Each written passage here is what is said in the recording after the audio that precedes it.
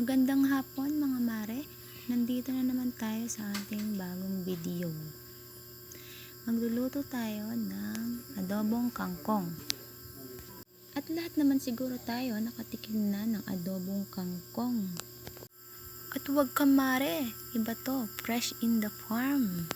At kung nakikita nyo nga dyan mga mare, busy si Inday at naghihimay ng kangkong. Tingnan nyo naman dyan mga mare, ang laki ng dahon. At may nakita nga ako guys, may kangkong na maliit ang dahon. Pero ito, wag ka, malaki talaga siya.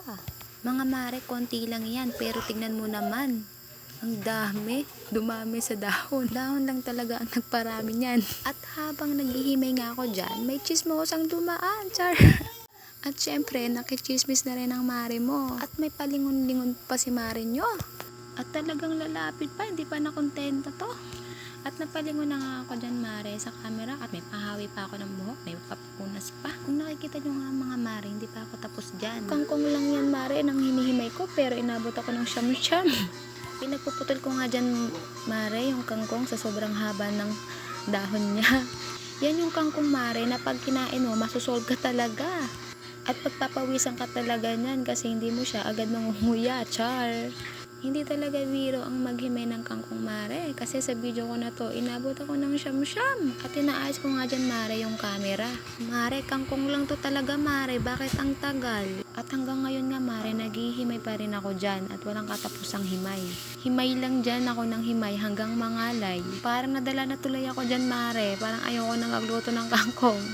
At yun na nga mga mare, natapos din at ilalagay ko na ito sa lababo para ugasan. At huwag mo na nga ako dyan tingnan mare, talagang ganyan na yung mukha ko dyan. Katulad nga mare sa nakaraan kong mga video, talaga namang madilim sa side na to. At inahanda ko nga dyan mga mare yung gagamitin kong rekado para sa adobong kangkong ko.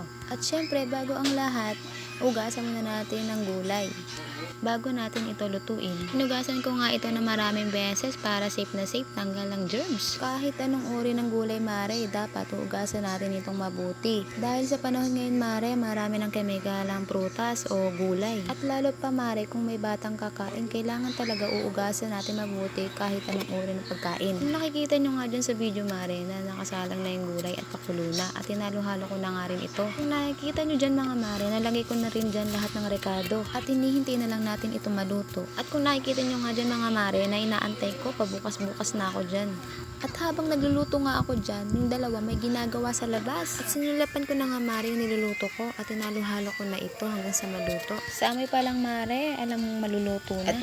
At nilagyan ko nga ulit ito ng konting magic sarap para lalong sumarap. Nyam nyam nyam.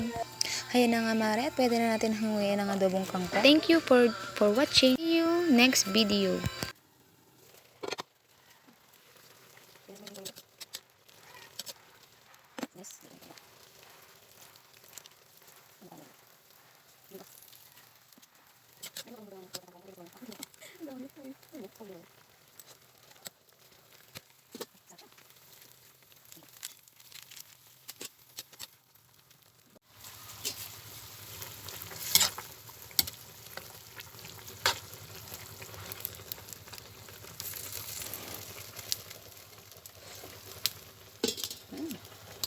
Okay.